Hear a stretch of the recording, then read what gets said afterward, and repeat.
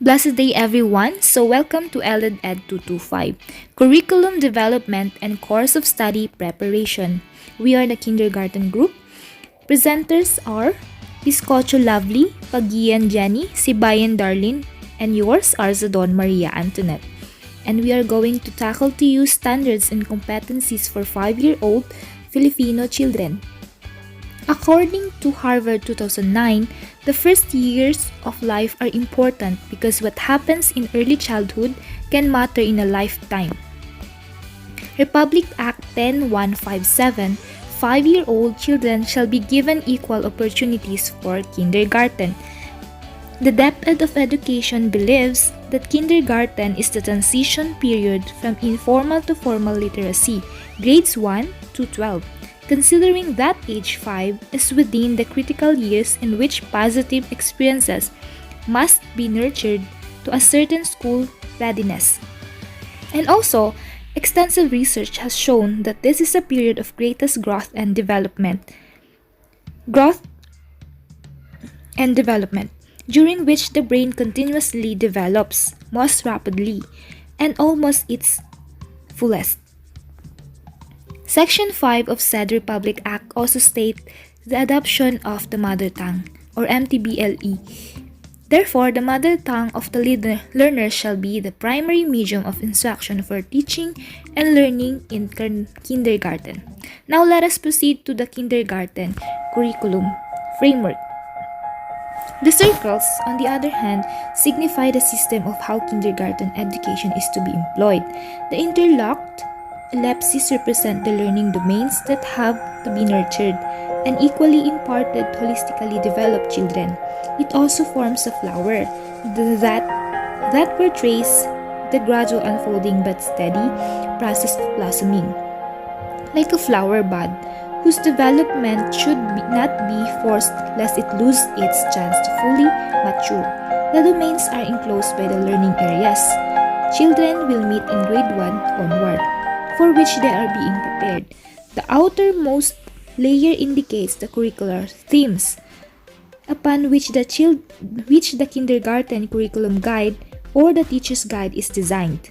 It has been crafted using the thematic or integrative approach to curriculum development in a spiraling learning process. This approach employs integrative and interactive teaching learning strategies as well as child learning experiences.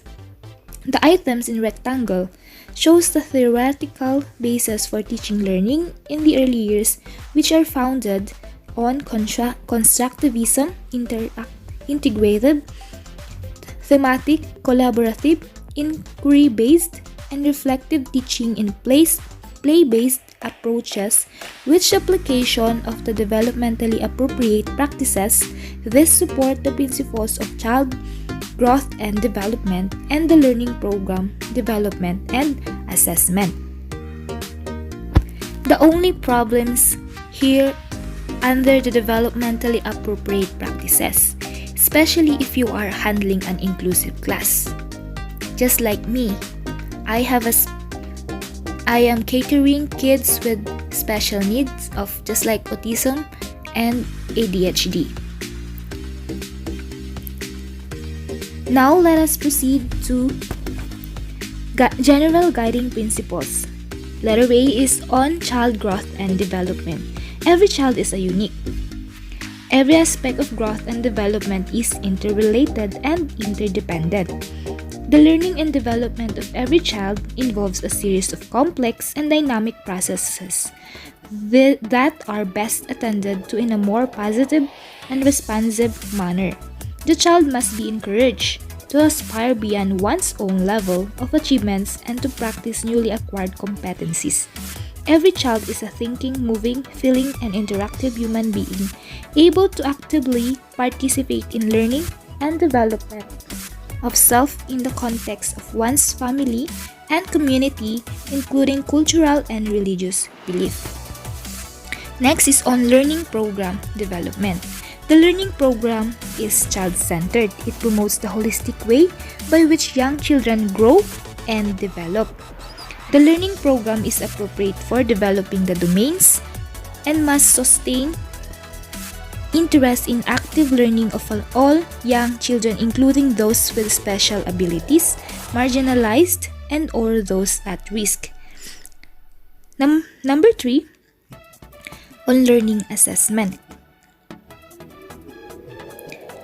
Assessment is done to monitor learning, know where the child is at, and inform parents of child's progress. Assessment is crucial to identifying the child's total developmental needs and does not determine academic achievement. Assessment is best conducted on a regular basis so that a timely responsive or intervention can be made to improve learning. The results of the learning assessment of a child shall be kept strictly confidential. Ratings should be more qualitative, descriptive, and less numerical. The family and community must be informed of the general outcomes of learning so as to encourage further cooperation and partnership. Now let us proceed to developmental domains and what to expect in each. Now let us proceed to problems and challenges in implementing K-12 curriculum. Regarding the deficiencies related to physical facilities, preschool teacher complained about the small classroom environment. For them, this creates two major problems. One was the limitation about the types of activities, and the other was the increase in aggressive behaviors among children. In addition to small classroom environment, crowded classrooms are among the discouraging factors for the preschool children during curriculum implementation, as this decreases the quality of education carried out in the classroom. Next is evaluation. Preschool teachers clarify that child evaluation needed too much effort and time. There are many children in the classroom, and in addition to completing the daily requirements, to be able to write evaluation for each child is unrealistic. Parallel with the findings of the present study, in the study conducted by Survey in 2005, it was emphasized that evaluation took too much time and effort for teachers. Lastly is the inclusion. Preschool teachers explained that this curriculum seemed to be designed for normally developing children. The preschool teachers added that despite there is a high emphasis on inclusion within the curriculum, a separate curriculum for inclusion is needed. In fact, this obstacle in front of the preschool teachers' curriculum implementation was also supported by Hernick, Callum, Skeffel, and Smith 1996. According to them, for a successful inclusion, there was a need for a separate curriculum that best fits with the inclusion settings. Thank you for listening. And next is the developmentally domains reported by Ma'am Lovely Viscocho.